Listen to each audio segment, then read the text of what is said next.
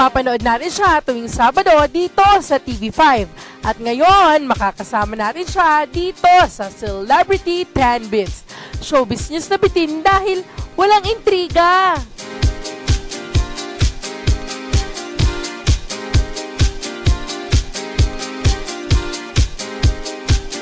Kamusta naman po ang bagong kasal? Ayos naman.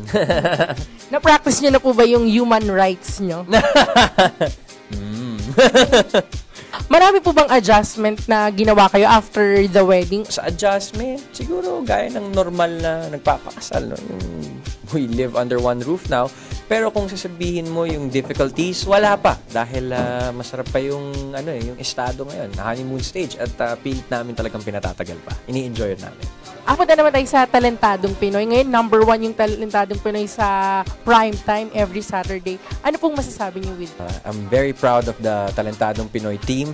And I'm very proud to be part of it. At talagang natutuwa ako na yung mga Pinoy na talaga namang nagpapakita ng talento, sila yung dahilan kung bakit kami naging number 1. And of course, to the viewers, thank you very much.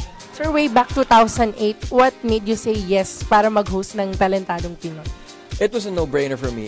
When they came up with the title pa lang, no? Sinabi pa lang nila, we're doing a show, it's a talent show, ang title, Talentadong Pinoy. Title pa lang, hook na ako. Pinagluluto po ba kayo ni Miss Judy Ann Santos? Yes, every day, 3 times a day.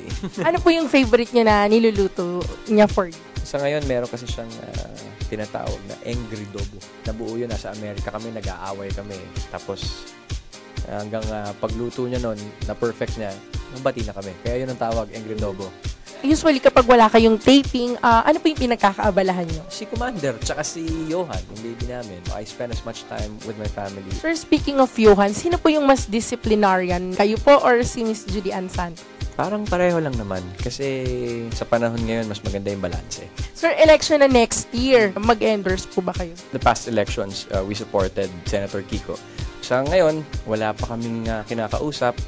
We're busy, building a family. So, we'll cross the bridge when we get there. Masyadong mainit ang issue ng chacha or charter change. Ano po yung masasabi niyo with regards to that? With the issues in the government now, I just hope it's not another Salsuela. Kasi yun ang malungkot eh. Every time may nangyayari sa Senado, sa Kongreso, parang ang nangyayari, drama na lang eh.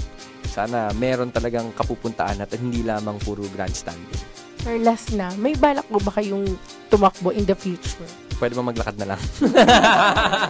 Nakakapagod tumakbo eh. Sir, pwede for picture? Okay.